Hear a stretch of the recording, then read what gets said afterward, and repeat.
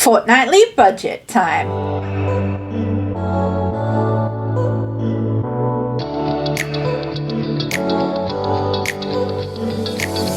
Hi everyone, welcome back to Budget of Oz. My name's Sarah, a disabled low-income budgeter, and today we're going to be doing my budget for the second fortnight in July. I know this is a little bit late in the month. I've been unfortunately a little bit sick, and with school going back, I've, had students come back on board with the HSC, so I've had to prioritize my energy to that. But I'm feeling a bit better, which is great, and I do live by this, so I have lived by this. This budget was written up, and this is how I've been living, so I'm going to show you what's going on. So let's get into our fortnightly budget. So for the second fortnight of July, I had $1,107.90 as my income. We will do our everyday essentials first. So for groceries, that is $210.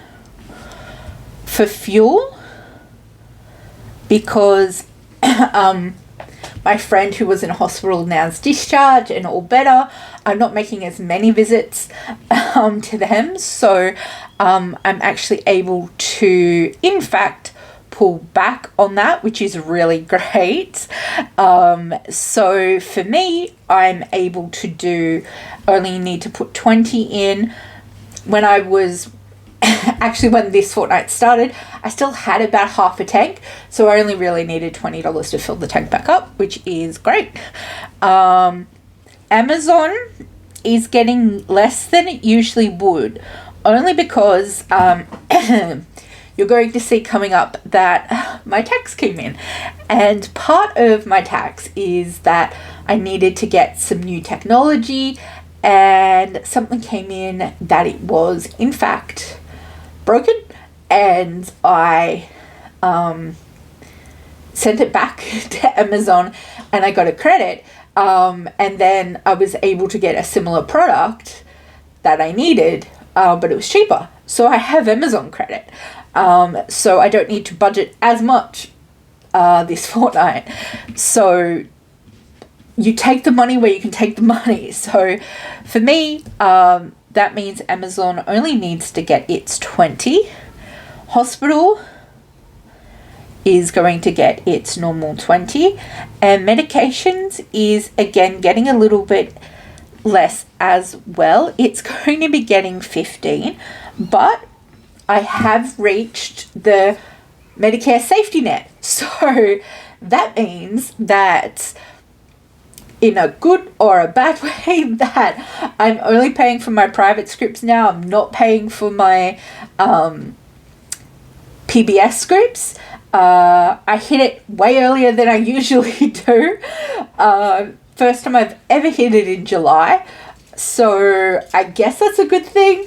But I guess it tells you how much money I spend on my medicine. So yeah, now we're going to be just kind of trying to fill up that meds envelope, and so good but bad but good. It does mean that we can, if we need to, prioritize that elsewhere. All right, so let's add up and see how much our everyday expenses is going to be.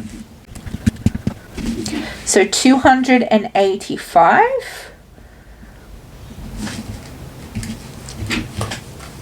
Okay, so with the bills, these are the bills we paid off last fortnight.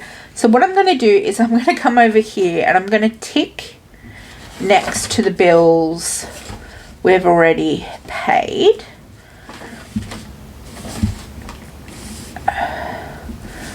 And then I'm going to list out all of our bills, and from our monthly budget. I'll leave a card to the monthly budget somewhere, and I'll speed through this because it's a bit boring.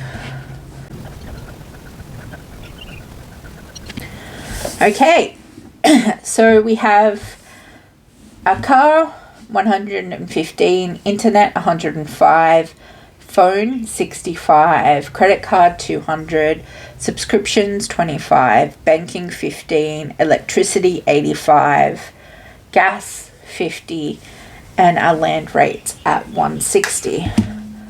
So let's see how much our bills are going to cost us this fortnight. $820.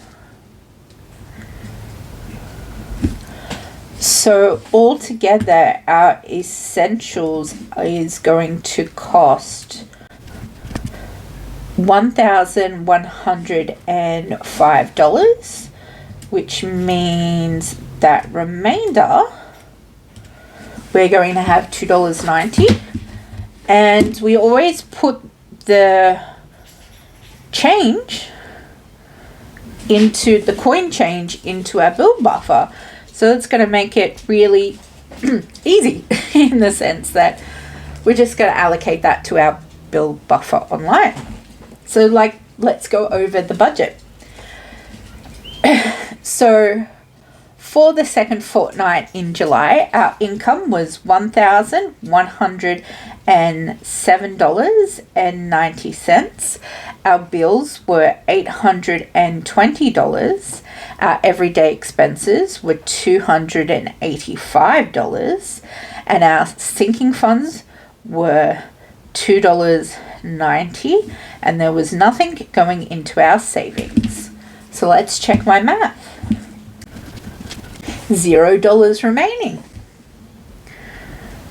So this is my budget for the second fortnight in July. It's a tight, frugal budget, but everything's getting paid. I'm paying the bills I need to pay. I'm putting money into the disability and medical things that I need to put it into. I am being able to look after myself and put fuel in the car, and everything's going okay, even being able to put the leftover change into the bill buffer.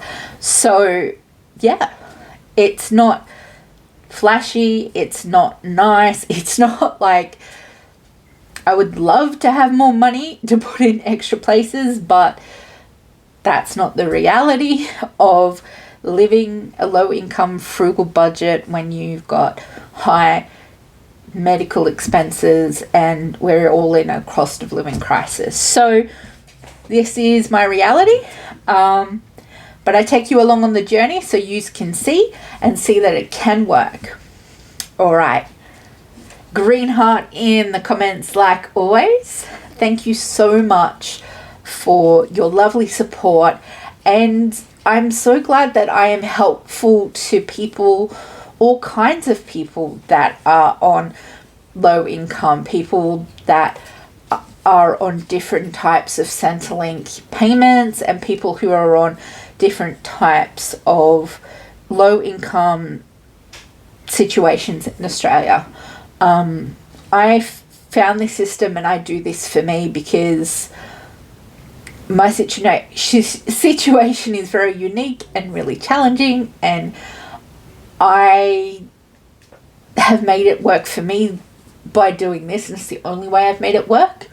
So I wanted to show other people that it can work, and I also wanted to be a place for community for other people.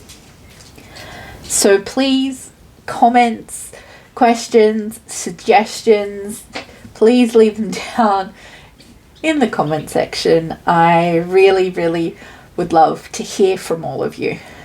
You can find me everywhere on the internet. I'm just at Budget of Oz everywhere. And as always, I am so glad you're here. I hope to see you again soon. Thanks so much for watching. Bye now.